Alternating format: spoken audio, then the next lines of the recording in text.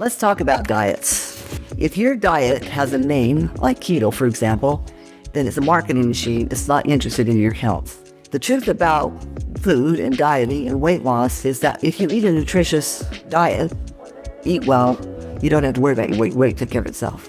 So let's talk a little bit about the different diets. First of all, let's see what's missing. Keto.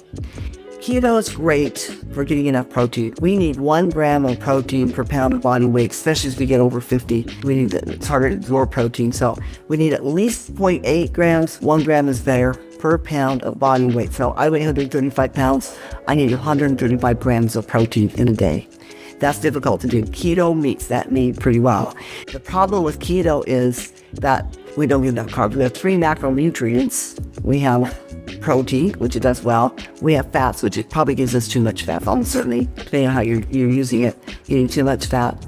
But the third thing is carbohydrates. And when I say carbohydrates, I'm not talking about bread and pasta. We're talking about fruit and vegetables.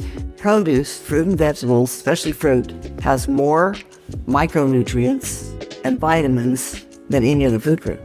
So when you eliminate fruit from your diet, even though I know they allow a little bit, but if you need a lot of it in order to get enough of the vitamins and minerals that you need, plus the fiber. The other thing that people don't really recognize about carbohydrates, and again I'm talking about fruits, vegetables, produce, is that the biggest user of our carbohydrates is our brain. And so we already have enough brain problems between dementia and Parkinson's and a lot of other things that are going on. Our brain needs all the help we can get, and being deprived of carbohydrates is harming our brain. So that's the problem with keto. You're not getting enough nutrition. All you're getting is 2 of the 3 macronutrients and not hardly any of the micronutrients. Then there's also, of course, there's the plant-based diet, and that's also a marketing machine. You see there's foods and products for all these diets everywhere. That's another marketing machine. And this one's particularly nasty because a lot of the foods that they produce are very highly processed. In fact, keto also, highly processed foods, if you buy some of the things that they endorse or pretend to point you towards. The problem with plant-based is like what I talked about keto, the opposite problem. You don't get enough protein. It's very, very difficult to get enough protein. You can do it. If you're very committed to vegetarianism or veganism, you can do it, but it's very difficult to get enough protein that you need. And there are some kinds of protein or amino acids and other things you get in meat that you don't get in plants. So there's a bit of an issue there on that one. And then there's intermittent fasting, which is one of my pet peeves right now. It isn't forced to fast once a month. There's no doubt about it. Maybe once a month.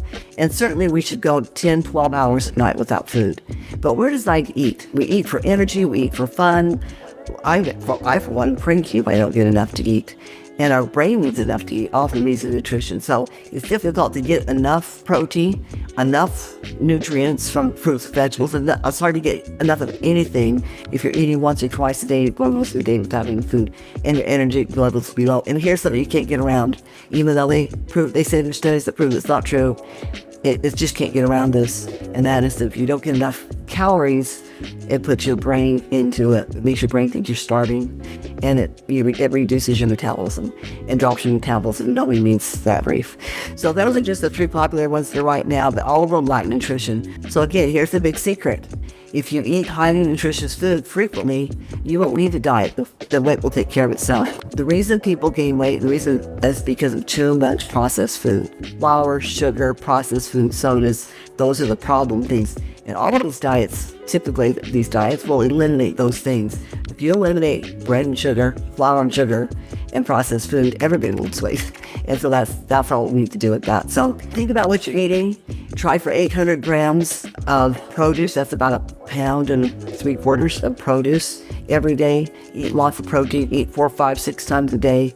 And you'll see your weight will just melt off. It's hard to think big if you don't get enough nutrition. So follow us for more tips on how to think big, how to eat right, how to be better educated, more spiritual, all the things that make life work. We have lots of help for you in finances, in how to eat right, how to move, how to educate yourself, how to do well in your business. So if any of this resonates with you, please follow us on Think Big Workshops. And if you have comments or questions, we'd certainly love to hear them.